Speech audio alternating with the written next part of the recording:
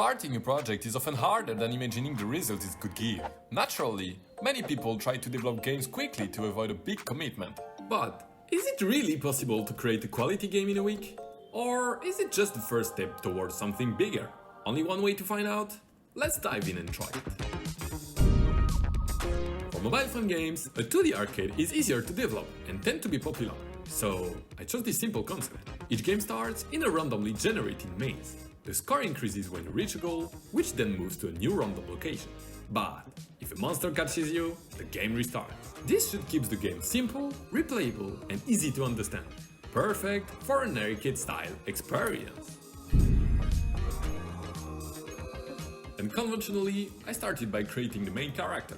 Don't ask why, I just wanted to. I found an awesome sprite by Axel Art, chose one character and changed its color. I'm not really familiar with tools, so I use P-Scale online software and manually replace every pixel one by one. Oh my gosh, it took forever. Say hey to Baldie! Hey Baldie! Yeah, that's his name. This done, I could jump into the code. First, I implemented the grid with outer walls, and on the second day, I added inner walls. To avoid dead hands, each tile in the grid can have up to 2 surrounding walls, and there is a 50% chance that a wall appears between 2 tiles. After generating the maze, we remove some walls separating different sections to ensure all the maze is accessible. And as I was struggling and I didn't have time, I called my very best friend of the week. Guess what? It worked like a charm, and I can now generate a new random maze every time. As the new maze was an empty field of Desperation. Day 3 and 4 were the time to bring Baldie to life. I first drew and developed a joystick, which seems like the easiest way to control the character, and I added Baldie in the maze. He always waits in the center of a tile for an input, and then moves to the center of the next one.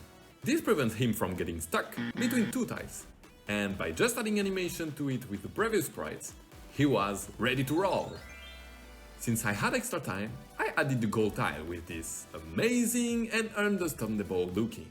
Maybe I should just have put an object, to be honest. If the player reaches it, the goal moves to another random location and the score increases.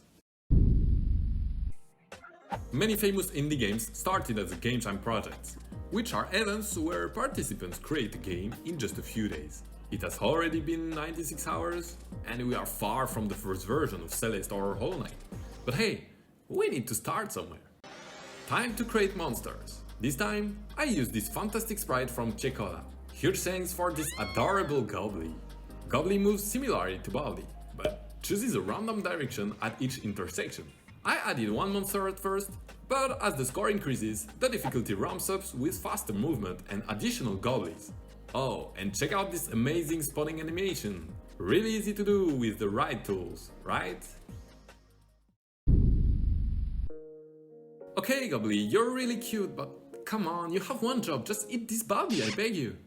A couple of colliders and a death animation later, you're not the same anymore, right?